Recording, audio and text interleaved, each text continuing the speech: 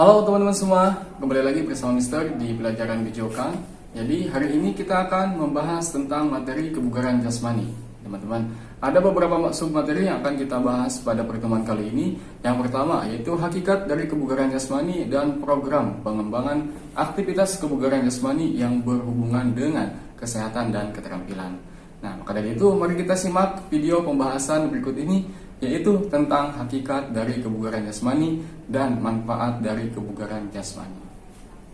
Hakikat dari kebugaran jasmani, yaitu kebugaran jasmani adalah suatu kebutuhan yang harus kita penuhi agar tubuh kita dapat melakukan banyak aktivitas dengan baik.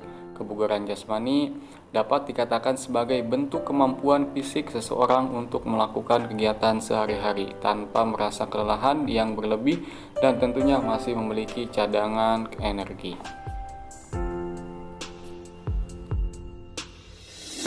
Di era modern seperti sekarang, masyarakat maju yang kaya dan makmur dengan kenyamanan dan kemudahan yang didukung oleh mesin atau alat otomatis. Akibatnya kemajuan tersebut menyebabkan penyakit yang diakibatkan oleh kurang gerak. Sebagai akibatnya yaitu penyakit degeneratif seperti penyakit jantung koroner, tekanan darah tinggi, diabetes mellitus, dan lainnya yang meningkat sehingga berpengaruh terhadap mutu kehidupan mereka. Gejala yang sering sekali timbul ketika kita jarang melakukan aktivitas kebugaran jasmani, diantaranya itu diabetes mellitus. Dengan gejala-gejala tambahan seperti berat badan menurun cepat tanpa penyebab yang jelas, penglihatan kabur, cepat lelah, mudah mengantuk, dan yang lainnya. Maka dari itu teman-teman semua, haruslah kita sering melakukan kebugaran jasmani sehingga kita bisa terhindar dari penyakit ini. Dari tabel ini kita bisa melihat penyebab kematian tertinggi di Indonesia pada 2014 yang telah dirilis oleh WHO, sebagaimana penyakit diabetes menjadi urutan ketiga setelah penyakit jantung dan stroke yang menduduki peringkat pertama dan kedua. Maka dari itu teman-teman semua, haruslah kita senantiasa menjaga pola hidup kita sehingga kita bisa terhindar dari penyakit yang sangat mengerikan ini.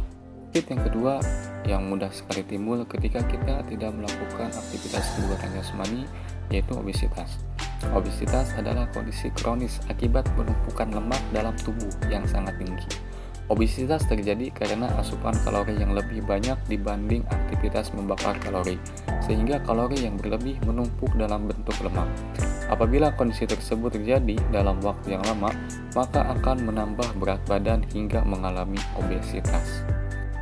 Ada rumus yang bisa kita gunakan, yaitu dengan menggunakan rumus IMT untuk mengetahui klasifikasi tubuh kita, apakah tubuh kita berada dalam klasifikasi normal atau tidak normal, atau bisa kita sebut dengan obesitas, yaitu dengan menggunakan rumus berat badan dibagi tinggi badan dikali tinggi badan. Dengan contoh seperti berikut bisa kita lihat. Nah, setelah kita mengetahui IMT kita berada dalam angka berapa, maka kita bisa memasukkannya dengan batas ambang IMT untuk Indonesia. Batas ambang untuk IMT Indonesia seperti gambar di tersebut bisa kita lihat, kurang dari 18,5 maka kita mengalami berat badan kurang.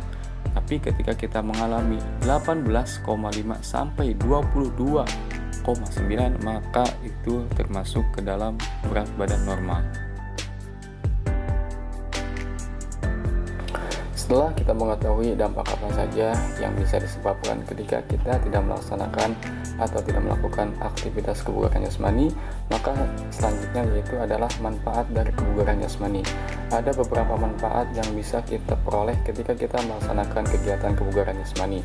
Di antaranya meningkatkan kemampuan jantung dan paru-paru, menurunkan tekanan darah, mengurangi lemak dan kadar gula dalam tubuh, memperbaiki bentuk tubuh, mengurangi stres, dan meningkatkan rasa bahagia atau yang biasa kita sebut dengan hormon endorfin.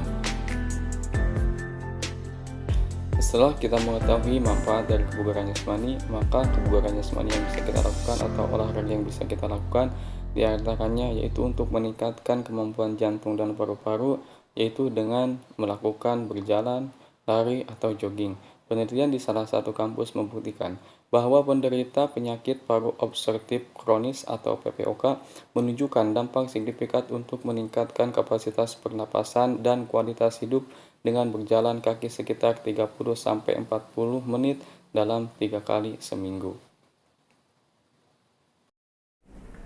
Terima kasih kepada teman-teman semua yang telah menyaksikan video pembelajaran kali ini. Semoga video pembelajaran kali ini bisa bermanfaat untuk kita semua, dan tentunya kita bisa mengaplikasikannya dalam kehidupan sehari-hari kita sehingga kita bisa terhindar dari berbagai macam hal penyakit. Terima kasih. Assalamualaikum warahmatullahi wabarakatuh. Bye-bye.